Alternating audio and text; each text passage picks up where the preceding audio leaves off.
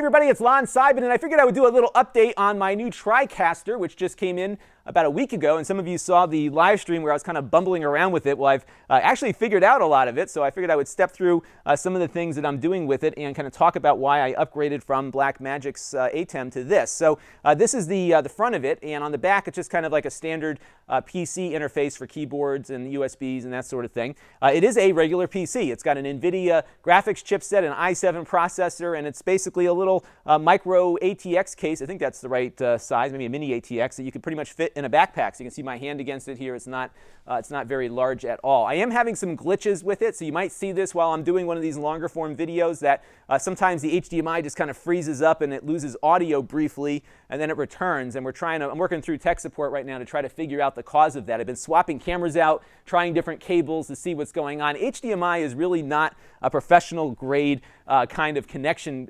technology, but that's my budget. So I didn't want to go out and buy a whole bunch of $5,000 or maybe in that range cameras to make this work. But you've got 4 HDMI inputs here. I've got 2 HDMI outputs, and then I am running the output like I was before to my little Blackmagic solid-state disc recorder here. This is the HyperDeck Shuttle, and this has been a really critical part of my workflow. And it was great to see that I didn't have to use the Tricaster's recorder, which is a fine recorder, except the fact that the HyperDeck Shuttle records in the same format that Final Cut Pro 10 uses, so there's never any transcoding. I can just run the video right into Final Cut, and it sees it as a native format for its editing purposes, which really speeds up my workflow. And that's part of why I bought the Tricaster, is because everything I do, I pretty much do by myself. So I'd like to move as quickly as I can, not have a lot of editing to do, and that's been a big part of the volume that I've been able to produce for you. So this is the control panel, and one of the neat things, I'm going to kind of step through some of the things that I'm using. I could spend probably a month of actual view time walking through all of the different features that this thing does. So the first thing that I was playing around with, and I think if you watch the laser tag review, you'll have seen an example of this, is these DDRs. They're basically the little media players that you load in video clips and it will play them, which doesn't sound like it's all that high tech, but you could not do this on the Blackmagic ATEM. I could only do it on this, really, because on the Blackmagic stuff I had to have a computer or some other kind of video player to feed video into the Blackmagic device. So even like things like this background I have running here on a loop, you can only load in basically image frames of each frame you had to load in separately as an image frame and then let it run, and it really didn't have all that much memory. This can take as large a video file as can fit on its hard drive and then loop it. So there's 2 media players. The second one right now is looping this file. You can see it's going to get to the end here and then start over again. So this is just like a little loop of a background.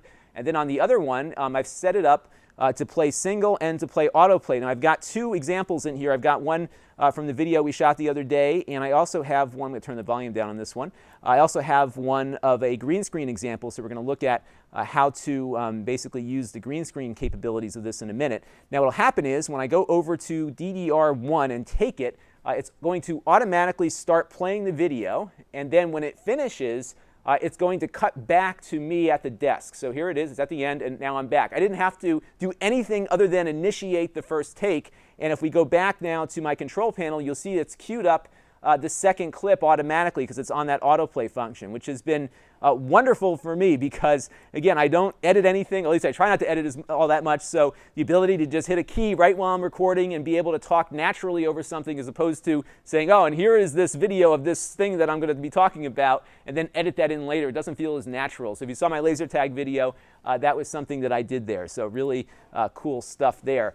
The other thing that I've been doing a lot of, and this is really the reason why I bought this, is what you're about to see here on ME2. Now these are basically these little virtual inputs that you can set up about 3 layers worth of stuff just on each of these little things, and then use them almost like a camera input. So you can see here I've got like that background running. I have me waving at you in the window here, and I have the control panel running at the same time. And this is pretty cool, right? You can really do a lot of neat stuff with that. Let me show you how that works. Let me just, oops, I didn't mean to start playing the green screen yet. Let me go back over to camera 4, which is our input here. And what you can do is make really neat adjustments of this stuff. So I'm going to preview ME2 so you can see exactly how all this works. And I've got three things going on in this. I've got the background, which is running off of DDR2. That's on the second layer here. I have camera 4, which right now is the thing we're looking at, running in the second position. And if maybe I figured I want to make that bigger or maybe adjust its position, I can just click this little dial here. I can scale it up, and you can see it's running behind the main camera here because of how I have it set up, and I'll show you where the main camera is coming from in a second, but I can adjust that. I can adjust its rotation, so you can kind of give it like a 3D look to it or something like that. This is all real time that this is doing this. This is taking essentially 3 high-definition sources at the same time and doing this, which I think is really cool. And the trick that I found to get the camera in here as well is to run a third one as a key. So those same controls that you saw on the other one here are there as well. And what's neat is that every time I make a change to the position, it's remembering all of these changes in the file that I've set up for each of these productions. So I can have one for doing an iPhone kind of review where I have a phone plugged in. I have another one where if I'm doing multiple cameras. So I can basically set up things the way I want to set them up, click on the kind of production I'm doing and get started. I don't have to really futz around with trying to get everything working. That was something I could do on the Blackmagic, but this one I think it just implements it a lot better, which is really cool. Big thing about this as well, especially speaking of the iPhone, is on the Blackmagic device, I used to have to use a scaler, which is a device to basically convert its video signal into something the Blackmagic could read. I don't need that anymore, so that's another $500 device I can sell because this has all of the scalers built in. It also has audio delay built in as well, so for some of my cameras,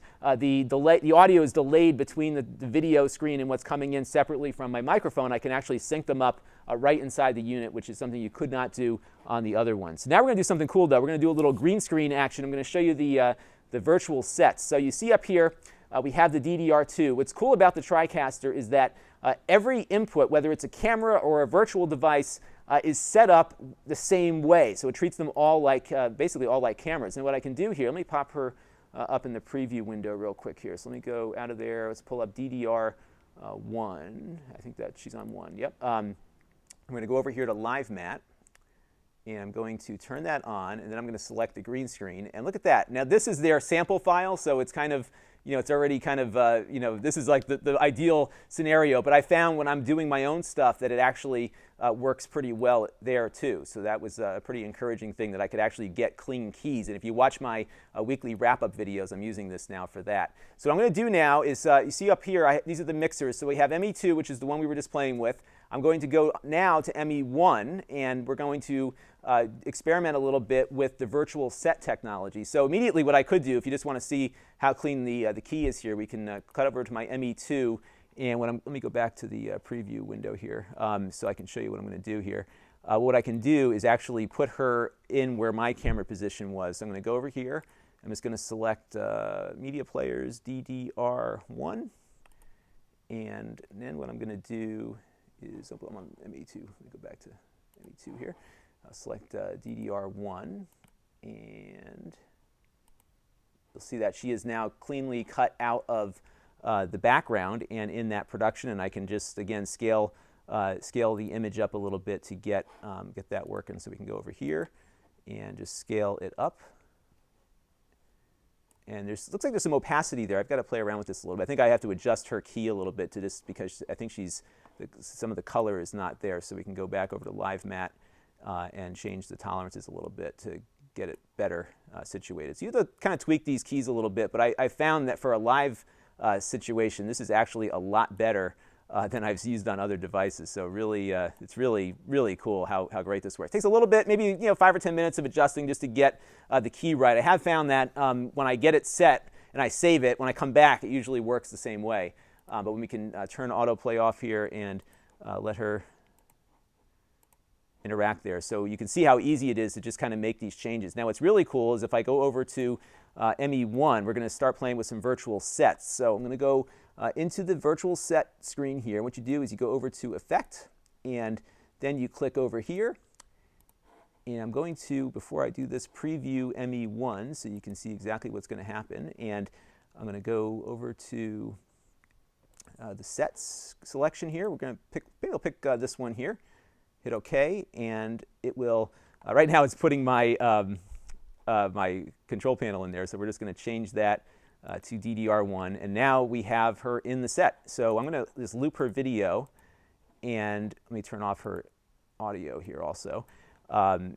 And what will happen is when we click on these little buttons here, she'll zoom in to the position that we want on there. Look how clean that is. And this is all done in real time. And you can see down here, it's playing the one of my other cameras in the background. So I can put myself in there as well. So I'll just zoom out here, and then here I am interacting in real time while she's talking as well. And this is kind of, this might appear gimmicky at first, but I can do some really neat stuff with this with my weekly wrap-up. I can basically run like a little PowerPoint while I'm talking to you, which I think is really cool. And again, these are just little camera controls. So I can go, let me go back to the control panel here, and you can see I can just, so right now we've got Emmy 1 previewed, and then I can immediately put her back into Emmy 2 on the thing we made before. So it's really flexible how you do these things. And then if we go into the really close-up shot here, and maybe it might cut in a little too close, so maybe we want to adjust that. So I can go over to the little adjustment window here and just kind of adjust the camera and get it right. So the next time it zooms in, it will do it properly. So really cool, like just what you can do with this little box in your basement and do some neat YouTube effects with that. So these are just some of the things that this thing is capable of doing. And what's cool is that on top of all of this, I still have 2 key positions available. So what I could even do is go over to this graphics tab here, and maybe we want to add a still image. I think I could do some titles here. So let's go find a quick title that we can overlay on top of it. So you still have like 2 more layers that you can put down on top of whatever else you're doing. So let's just wait for this to catch up here. And we'll just pick one of these graphics out of here, and we will edit this real quick. And I'll just say, let's call this a test. Let's put and test. And now what we can do is go over to our DSK1, and we'll pick our media player of GFX. You also have memory buffers too, so you can kind of expand, at least for still images like this, you can go beyond just having these 2 positions to play with, because you have GFX 1 and 2, you can actually load things into memory as well. And as you can see up here, with all this stuff going on, the switcher memory is barely even impacted by all of this. So I can hit an auto here, and it will fade up that image. And what's neat is that, just to show you how many layers you've got, look at that. And we could even go beyond that. We can put camera 2 on here if we wanted to take that and bring that down a little bit, and now we have even more things going at the same time. So really neat, just the amount of stuff that you can do here in real time with this little box. And this is why I bought this. Here's my title. I can get rid of that. And again, I can all these things that I'm clicking on, I can map to keys. So on that X key thing, when it comes in, I can just hit a key and then kind of take all of this stuff away. So this has been a really fun thing to have down here, because it does everything I want it to do, which is really great. I still have to work through some of the issues related to the HDMI. I am thinking, just because I've been kind of playing with unplugging things and plugging them back in, I'm thinking that this might be an issue related to one of the cameras that I have plugged in. So I'm going to keep playing around with it, try to get rid of those audio glitches. But you see what it can do, and I think this is going to be a really fun addition to the studio. And I thank you all for your support over the last year, and we're going to keep cranking out content and improving the quality incrementally as the months go by here. Thanks a lot, and this is Lon.TV. Thanks for watching.